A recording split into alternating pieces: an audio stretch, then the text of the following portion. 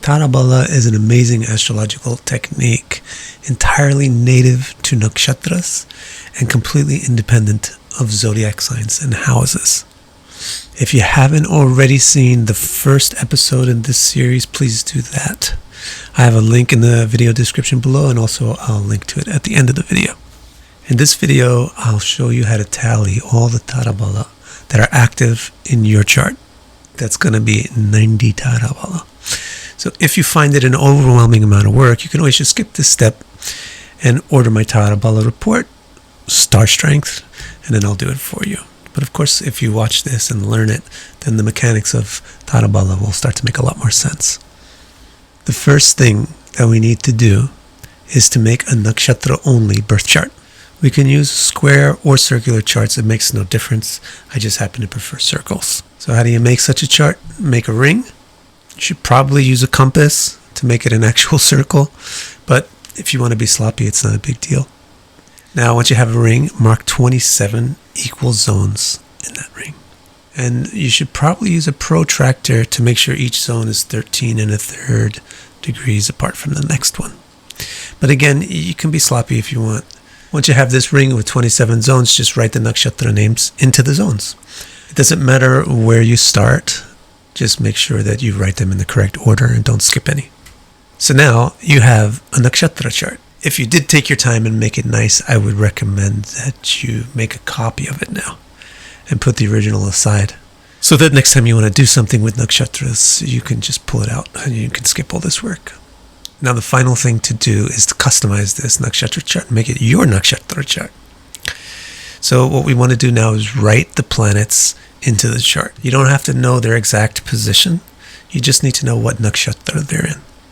If you don't know your nakshatras, it's pretty easy to get that info for free from online Vedic astrology sites, or you can translate from tropical signs using this table. Maybe you want to pause the video and take a screenshot. So good work. Now you have your nakshatra chart. Again, I would recommend you maybe make copies of it or set the original aside. In fact, we want to do the Tarabala for 10 points. So let's make 10 copies of this chart. So let's start with the ascendant. We're going to figure out how each of the 9 planets strengthens or weakens your ascendant through Tarabala. To do this, all you need to be able to do is count. And you don't even have to count that high, you just count to 9.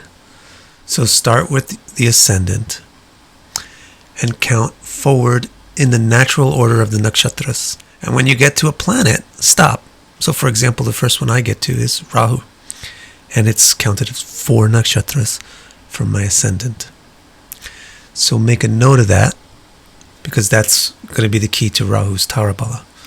And then keep counting. Now, whenever you get to 9, the next nakshatra won't be 10, it'll be 1. So we find that I have Saturn in the first Tarabala, and Moon in the second, Sun and Mars in the 6th, Mercury and Ketu in the 8th, Venus in the 9th, and Jupiter is in the 3rd Tarabala to my ascendant.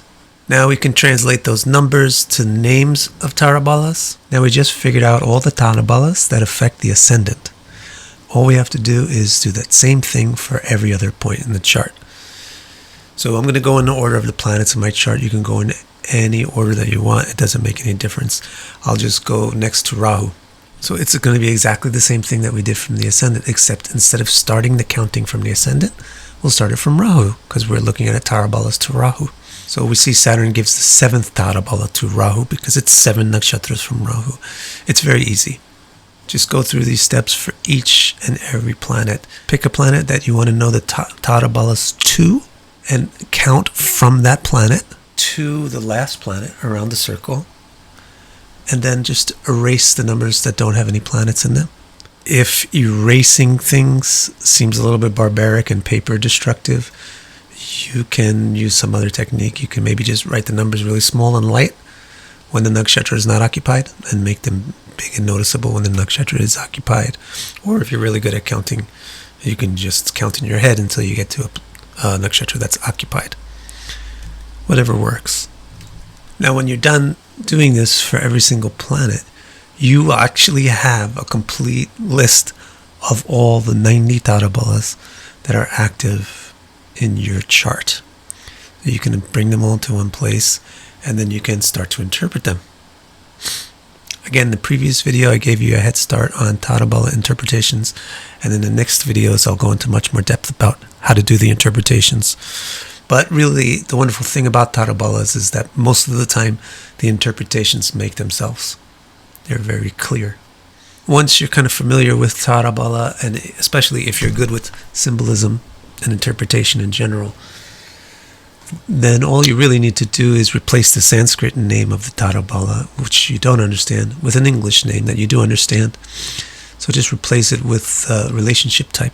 So for example, instead of saying Rahu is Kshema to the ascendant, you can say Rahu is a parent to the ascendant, and Saturn is a sibling, Moon is a friend, and so on. So what we did in this video is exactly what I do for you on pages 5 through 14 of the Star Strength Report. Please go to victorcara.com and order one today. A link directly to the Tarabala Star Strength Report is in the description.